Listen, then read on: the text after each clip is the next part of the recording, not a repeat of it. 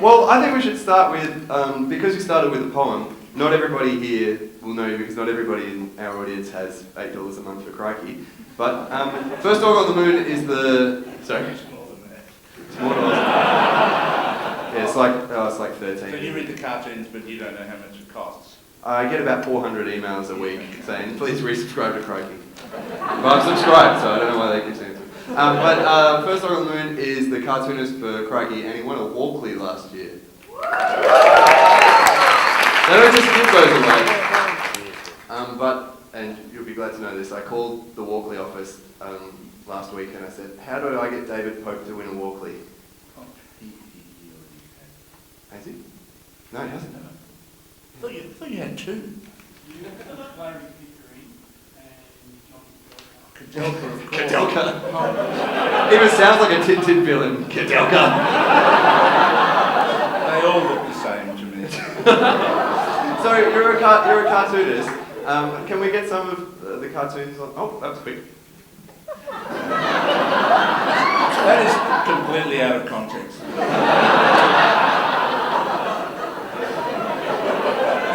So you have to, I guess contractually, you're obliged to come up with a new cartoon every day. Yes, I am. How do you start going about that? Well, this is a 16-frame cartoon about a bomb-sniffing dog. So it doesn't make any sense. I mean, I'm a politics junkie, so that helps. And I mean, which is also really terrible at the moment.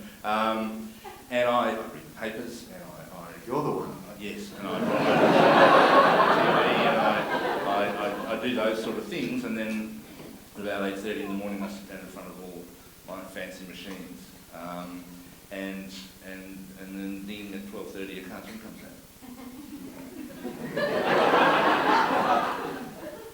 Yeah, I guess when I asked what do you do, I was more interested in like how do you, like I know that you have to create them and then there's a deadline, but like how did you start doing it? Did you? Well, funnily enough, I started in Canberra. Woo! My first ever cartoon was, it was about an Irish radio announcer called Microphone. You can laugh, and it was in the 2XX communique. Hello. Yeah, so hooray for 2XX. You can blame 2XX.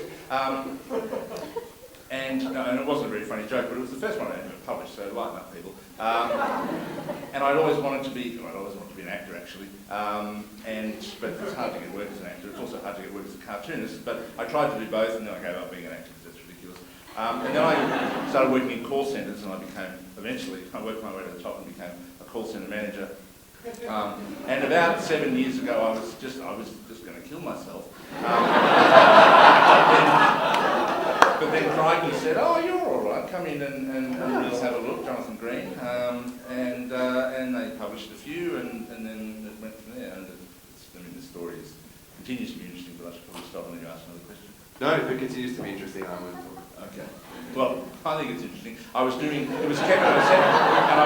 cartoon for Friday Funnies, and then the election came, and I said, "Look, I reckon I might be able to just for 2 weeks do one a day, but not any more than that because that's ridiculous." Don't wait. And so I did one for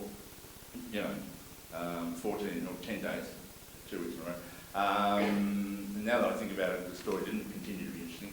But I still won't with it. So anyway, then that 2 weeks turned into what? It's been, 7 years now. Yeah, great. I reckon. I mean, It's the best job in the world. What do you do any other day when you don't have any ideas?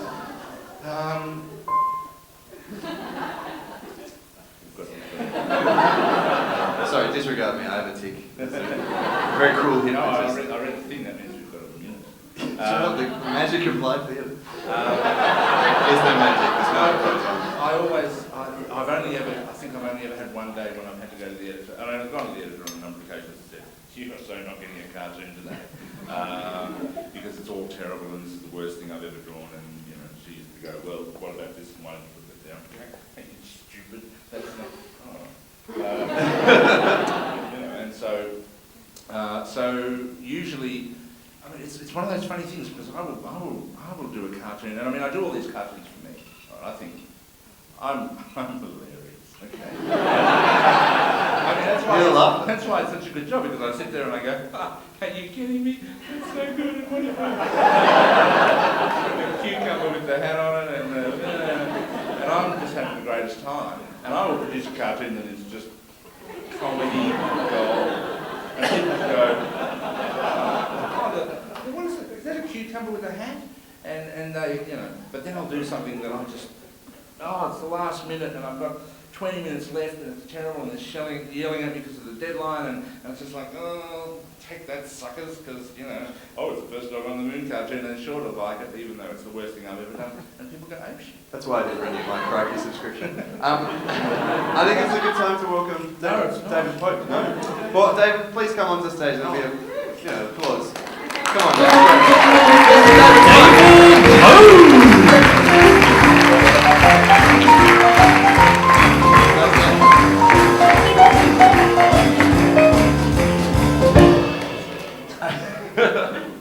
So David Pope, he's been on the show previously, some of you would have seen. Some, that's good, this is our market research. And David is the cartoonist for the Canberra Times. You might not recognise him because he draws other people. So you were going to show off your moon, sorry, I should. Yes, look. First vlog on the moon. He asked if he could do that joke. I didn't. Do what I want, it's my show. What's the book? The Christmas Story? The Christmas Story. In fact, the story is a Christmas story, and they printed a lot of them, and there's quite a few out there, so please buy it because it's still hanging around a couple of years after they published it. Christmas is still coming up. These tea towels, which I can't get enough of, and it's a quality linen, and that's for you. Oh, really? No way! David, and where's your gift? Yeah, cash is fine.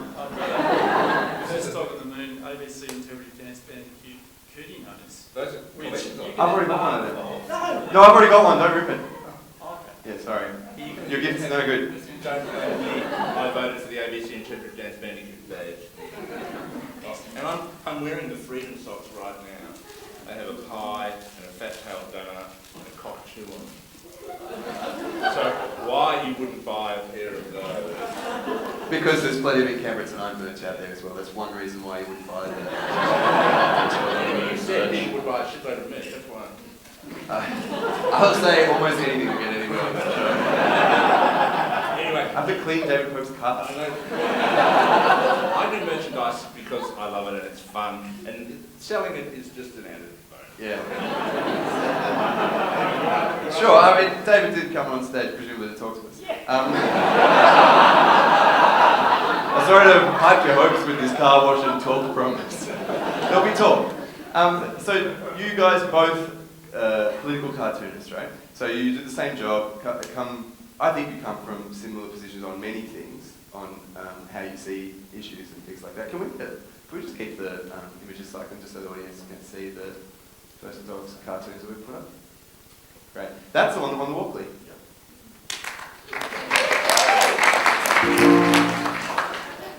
Pretty feeble, that. So okay, we'll start with you first, Dog. You use a lot of Australian fauna in your characters, and you also do really surrealist stuff like Tony Abbott for a long while there was Tony Abbott's penis was how you drew him, and Julia Gillard was the fox. And, yeah. Kevin Rudd was a balloon. He still is a balloon. Well, he still is a balloon. I met Kevin Rudd a couple weeks ago. He's not a bad guy. Total balloon.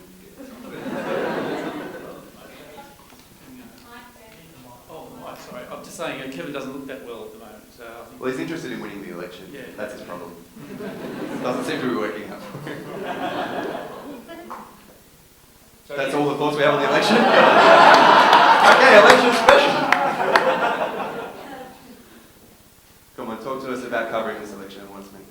Well, do you find it exciting doing the election? I personally don't find the election very exciting because I have this image that people have made up their minds and formed opinions about the contenders well before it, and particularly in this parliament where the election campaign has been a sort of rolling 3-year one. So, and that's not true because there's quite a percentage of the population who don't make up their mind until they walk in on the day. So it's obviously not the case, but that's how it feels to me, and so it's hard to get excited because the actual campaign itself is quite a stage managed thing. Karen was talking before about, and we saw it on Four Corners last night, that the thing with Fiona Scott, which the bus rolls out and Tony meets her, and there's a whole crowd of people, and it took a blogger from that area to show us actually that was all fenced off, locals couldn't get near it, and the media didn't go out and talk to locals about the issues, and some of the stuff they were announcing was stuff the government already announced. And it's just that sort of stage managed aspect of the campaign is hard to get excited about, I guess, and perhaps our job's to be trying to talk about that. Well, you guys are artists and you do play with that. That's not how you dealt with that particularly. Because everyone sort of feels this way. No, it is utterly terrible. Although Possum on Twitter was saying today that 16%, 16 or 11% haven't decided. Yeah. And if 63% of those people uniformly decide on the day to go with Kevin, then he'll get across the line. I mean, it's unlikely, but it's very just, unlikely. well, look, But you don't want to prefigure it, do you? You don't want to be drawing stuff Sure. that says, oh, I bet there's a narrative that says Tony's in and it's all over. Yeah. And you don't want to be rolling yeah. with that. I mean, I wasn't suggesting that Kevin was going to win at any point, but it's kind of, but these are the kinds of terrible discussions that we have. I mean, I have that same feeling, is that whether or not it's predetermined that Tony will do it, what is determined is that either of these people win the election is going to be awful. And there are views either way as to the degree of awful or Sure. the I kind can't of even awful. imagine Kevin won. I mean, I just can't imagine what that would do for him. Like, just... Balloon before, yes. Sky whale. Little eclipse in the sun. And the other thing is, well, it's always funny. No, because then it will, because whoever gets across the line, what they've been doing for the last 6 years will be getting a big tick. And Australia says no, or Australia should say no, because the way the coalition has been banging on for the last 6 years has been hideous, and they're about to get a stamp of approval for all of that. And Kevin and the Labor Party, for God's sake, put them in a chart bag and leave them on the front lawn in case somebody else might want them. But it's just, look, you see, and then I draw an angry cartoon. It's not funny. Yeah. Oh, so this is the... So you don't actually care at all about the issues of the politics, it's just affecting your work. It's just a job. No, today's cartoon was miserable. What was it? I didn't... Oh, it's about people hanging themselves in detention. It's awful. Yeah. Australia's life. Yeah, this is pretty awful. That's all right. I mean, that wasn't fair. You can laugh at anything I say. It's fun. Thank you for the permission, Wise Comedy Master.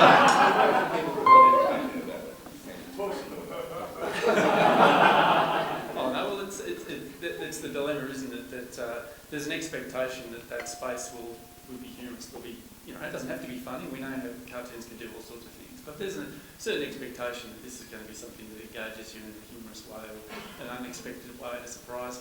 But then you feel the pressure that you've actually got a space. It's quite a privilege to have a space that someone's printing off and sending out for people to look at.